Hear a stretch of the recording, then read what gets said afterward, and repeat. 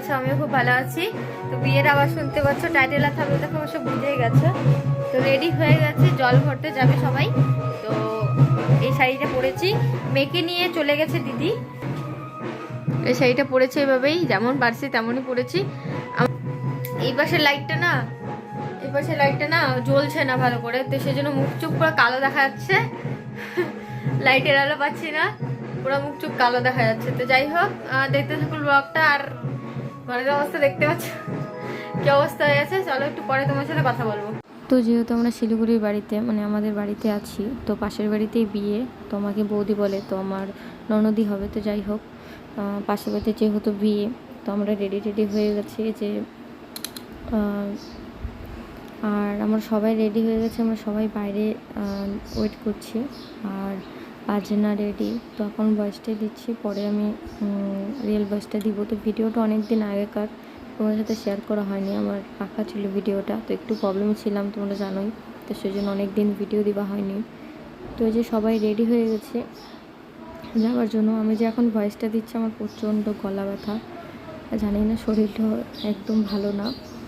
যাই হোক, গলার আওয়াজটা দেখে হয়তো শুনতে বুঝতেই পারছো আমার গলা খুব ব্যথা। তো যাই হোক, এখন অনেক দিন আগেকারই ভিডিও, আগেই বললাম। আর যে সবাই বেরোচ্ছি আমরা, তো আমি আগে যাব, কেন মেয়েকে নিয়ে না হলে ভিডিওটা করতে পারবো না। তো সবাই আছে, তা আমি মেয়েকে নিয়েই ভিডিও করছিলাম। তারপর একটা বোন নিল মেয়েকে, তো আমার কোলেই আসবে, কান্না করছিল। তারপরে আমি আবার কোলে নিলাম মেয়েকে। তো চলো একটু গান নাচ দেখো, সবাই জল ভরতে যাচ্ছি আমরা।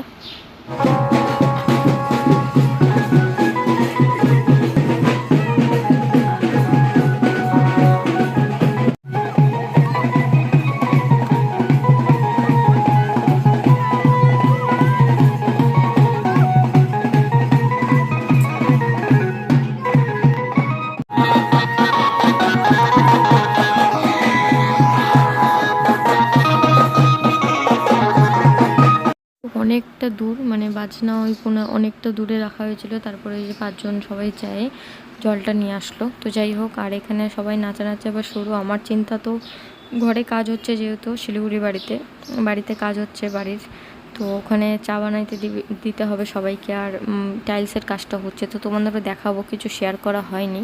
তো চলো বাড়ি যাই। টান করাচ্ছে, আমি চলে আসলাম। পাশের বাড়ি মুখ চুকের অবস্থা দেখতে পাচ্ছ কি অবস্থা আছে, আর প্রচণ্ড মা খুলবো। আমি শুয়ে বসে, মেয়েটাও কান্নাকাটি করছিল, তো সেই জন্য আমি চলে আসলাম। পুরো ঘেমে গেছি, মাথাটা খুব ধরছে। তো মিস্ত্রিদা কাজ করতেছে, বলুন চা বানাই দিব। ঘরের অবস্থা দেখতে পাচ্ছ একদম ছেড়ানো মেটানো। তখন চাটা বানিয়ে দিই, তোমাদের সাথে পরে কথা বলবো। ছাড়লাম, আর একটু কুর্তি পরে নিলাম, সোয়েটার পরেছি। মেয়ে ঘুমাইলো, ঘর বাড়ি হলে একটু পরিষ্কার করে নিলাম।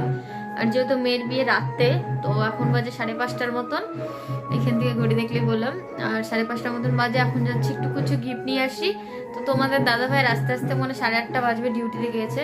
তো ঘরের মানে যে মিস্ত্রি কাজ করছিল সে চলে গেছে, 5টার সময় চলে যাওয়া, ওদেরকে চাটা বানিয়ে দিলাম।